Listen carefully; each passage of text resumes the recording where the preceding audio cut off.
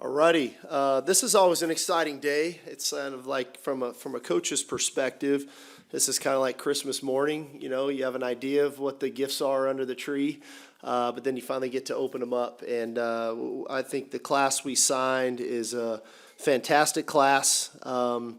Maybe not as big of a class as some years in the past, but a very talented, a very versatile class.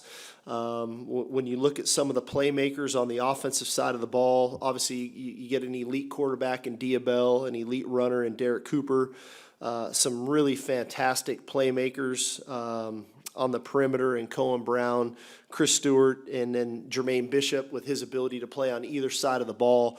That's exciting because at the end of the day, you got to find a way to get the ball in the end zone. And I think when you look at it, I know we're going to talk about this in a minute, but when you look about how do you get your numbers right and where you need to be on the offensive line, I do think the three offensive linemen fit needs for us in Robertson, Shear, and Turrentine as we move into the future of what down the road it looks like. And clearly we'll have to address some things on the offensive line in the transfer portal. And so, you know, I think naturally it's like, we'll just go sign a bunch of high school offensive linemen. The reality of it is high school offensive linemen don't always equate to helping you the very next year. So you have to leave room for the portal to make that happen. On the defensive side of the ball, again, on the front, it wasn't always so much about just sheer numbers. It was about getting really quality players.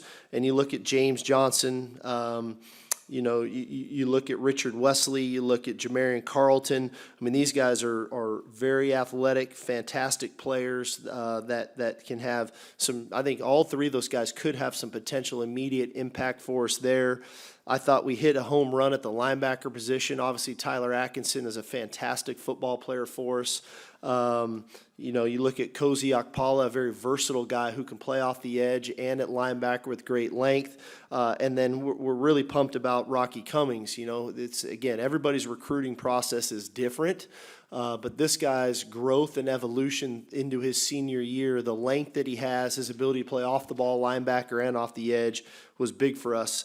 And then in the secondary, a pretty common theme when you look at these guys, 6'1", 6'2", 6'1", 6 foot, right? The length that you have to have in the secondary and the physicality and speed you have to have in the secondary in our conference, I think those guys all hit that, you know, with Torrey Davis and Hayward Howard, Samari Matthews, and Yaheem Riley.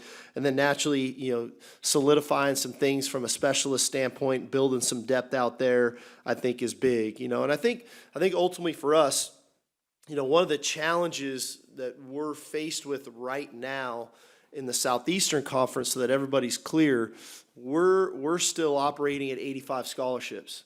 And there's some other conferences around the league that are operating at 105 scholarships. So that's 20 more scholarship players.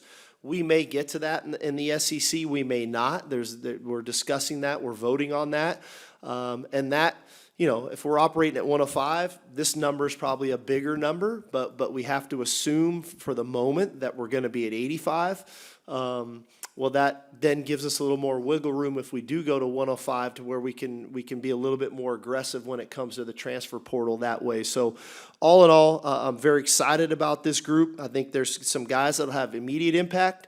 There's some guys that will be great developmental players for us that we may not, you know, hear their name next year, but man, in 2 years, boy, these guys are going to be good player for us. And I think, you know, when you look at a couple key positions, when you're looking long-term for our program, of being a championship caliber football team year in and year out, there's guys in here that are going to help contribute to that. And I think at the end of the day for us, like we say all the time, we never sacrifice character for talent around here. And our culture is so important to us, and I think we saw our culture shine through this year at some really critical moments that we never want to lose sight of that. And this is a high character group that's going to fit right into our culture and continue to grow and keep this Longhorn football organization in a place that is continuing to grow to be on the forefront of championship level caliber play year in and year out.